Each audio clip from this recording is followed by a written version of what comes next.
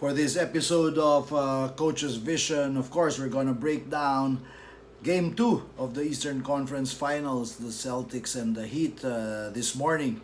And we're going to focus on the part of the third quarter where the Heat made their run down by double digits. They went into their zone and effectively cut off the rhythm of the Celtics.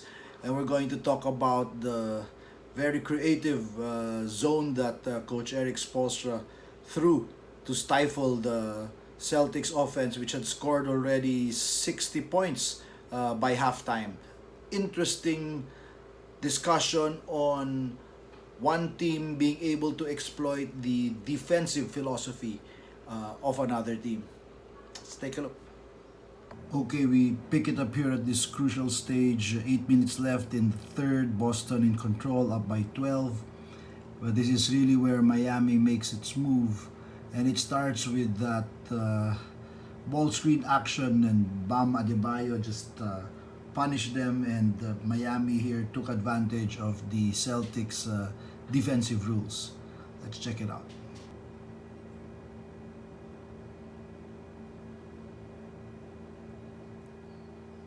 Regular movement. Heat do a great job of clearing out this entire area, this entire space, that entire part of the floor. Nobody able to help for that ball screen action between Crowder and Adebayo. And this is the junction when they were down 10 that Miami goes to their zone. And the brilliant part of this zone is just, you can see two big guys on top right there. And then the two smaller guys, the two guards underneath. And they've got that center, Adebayo, manning the middle. So you'll see Crowder and Butler here. And then you will see Dragic and Robinson down there, or that's Tyler Hero. Guards on the bottom part of the zone, and forwards, bigs, on the upper part of the zone. And the reason is because they want these guys to have a hard time getting a good look at the basket. These guys who were humming the Celtics offense was running very smoothly, a lot of action from the top of the key, and that's what the Heat wanted to take away. In contrast, they knew that they needed the guards to be able to chase the guys here in the corner. So the quicker guards are now going to do all the flying out and chasing in the corner for those shooters. So a product of great scouting, and as you can see, Miami really throws the Celtics offensive rhythm off balance with this zone.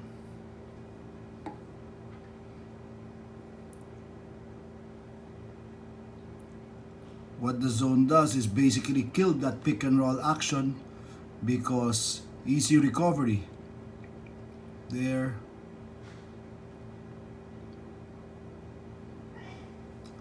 Turnover for the Celtics. Okay, in this action you will see just the concerted movement on the weak side away from the ball. There's that ball screen that's happening here.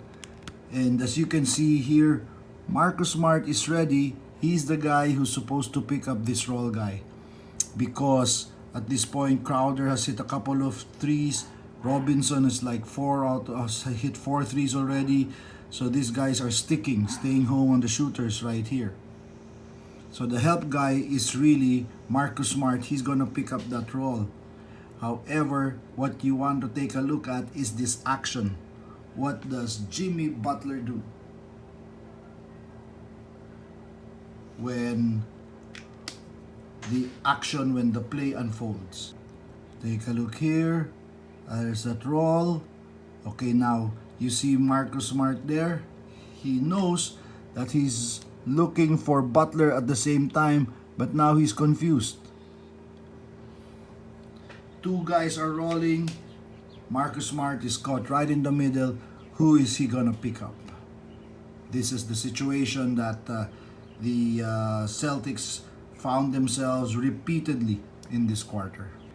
Smart goes back to his man, and the shooters are still staying home. I mean, this is how the Celtics played it the whole series, even against the Bucks. Stick outside here with the shooters, and essentially leaving if you check out our previous episodes of Coach's Vision, and you will see how the Celtics have been playing defense even against the Bucks. And this is a perfect example of the Heat exploiting the Celtics defensive rules, leading to this.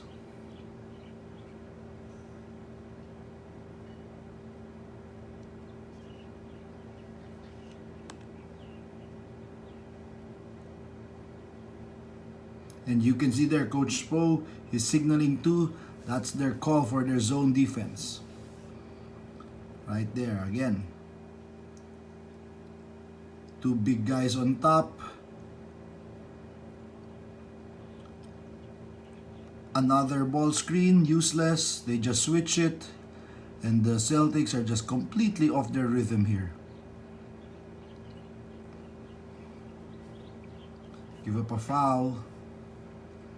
Here's another one. Pass. Ball screen. Doesn't matter. Force the miss. Rebound. And now the Heat are going. Miss. Offensive rebound. Another lob there for Adebayo. Here we'll see punch action here on that ball screen. This screen here, and I think that's Cantor if I'm not mistaken. Kemba uses that screen right into the defense. So there's just some bump action here by Robinson, bumps here and goes off right there. Because Robinson knows if he's late here with Smart, he can make for Smart to drive, and Adebayo's gonna be here waiting for him. There's that screen. There's that show, the hedge of Robinson running Smart off the 3-point line, forcing him to drive right into Adebayo. Pass inside. There's that converge and collapse. Again, we touched on this in the previous episode of Coach's Vision. The Miami defense collapses hard, unlike the Celtics defense. And on transition, another Adebayo dunk. Give up a free throw, and this is important. Off the free throw, right there, what is helping the Celtics zone defense is this early pressure. You'll see they're showing a little bit of a 2-2-1 zone press right here. 2-2-1 zone press into a 2-2-1 zone. 2-2-1 zone press or 2-3 zone. They're not really looking to steal the ball here. They are just delaying the offense, taking the Celtics away from their flow, running some clock in the process, rendering their zone defense even more effective. So they're showing zone just to delay, fake trap, and then now they're back in their regular zone defense. Again, that ball screen is nothing there, useless, sending to Adebayo, kick out, challenge. Those are the shots they're gonna give up. And Heat again are going, running, attacking into offense. And there it is again, another pick and roll situation between Crowder and Adebayo. And check this out. See how wide open that lane is because of the way the Heat offense is aligned. Going to be a real difficult situation for the Celtics to stop this. So their questions are, should this guy be in the nail to help? He gives this up. He'll give up this 3-point shot there by Tyler Herro. If there's that rotation, they give up this 3-point shot by Robinson. If there's that extra rotation, they'll give up this pass inside to Butler. So, choices coaches always have to make. Apparently, the Celtics want to defend the pick and roll with just two guys, and this is what they give up.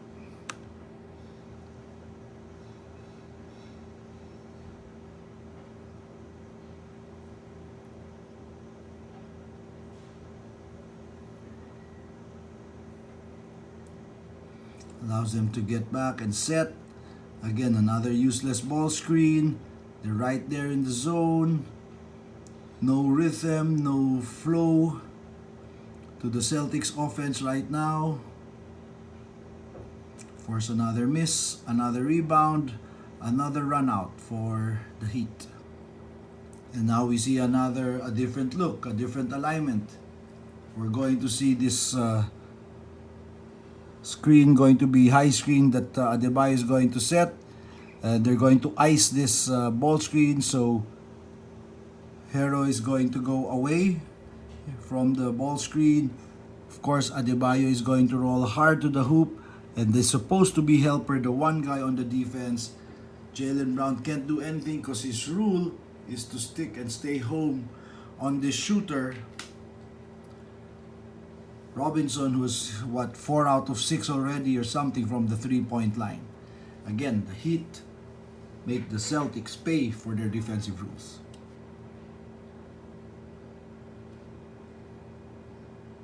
They take out that ball screen, and right away Adebayo recognizes it, and he's rolling hard to the basket. And take a look.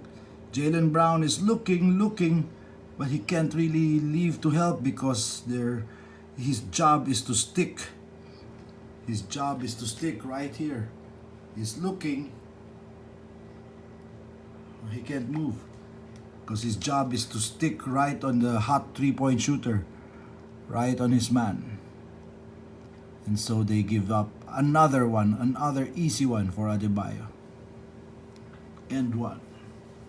Then after that free throw, even if it's a miss, it allows the Heat to set up their 3/4 zone pressure, delaying the advance of the ball by this time Jason Tatum. Showing that 2-2-1, dropping down into their regular zone. Right there. Regular zone. That's a tough ask for Kemba Walker to beat a much taller guy, longer, just as quick. Danny Jones.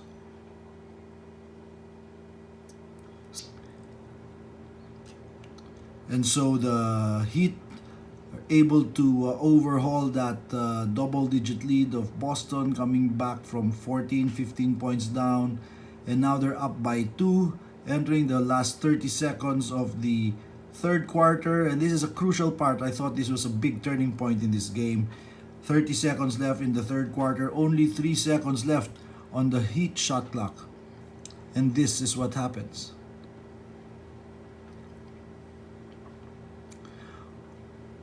Olenek hits a Hail Mary from way out off the glass.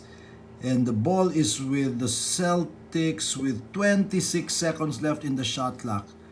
I would have thought that they would hold for the last shot, but instead,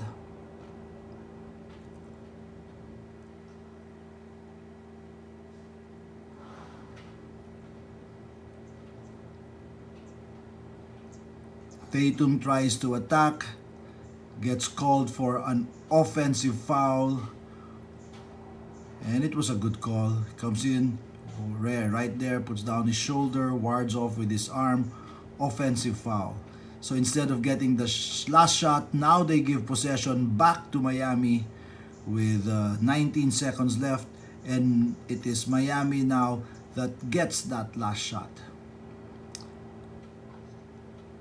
And I find this a very important basket because at this point their two all-stars are not in the game. Butler and Adebayo are both seated on the bench, and still, again, just taking advantage of the Celtics' defensive rules. On that ball screen, the way to watch the game is not only to focus on the ball, but take a look what's happening. And the important thing here, what's really happening here is this. That stay home defense on the shooter, Robinson. He's hugging the shooter, and so this is what they give up.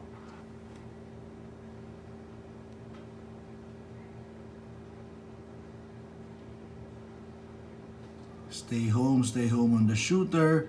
Wide open layup for Dragic. Miami ends this quarter up by 7 instead of possibly only being down by 3.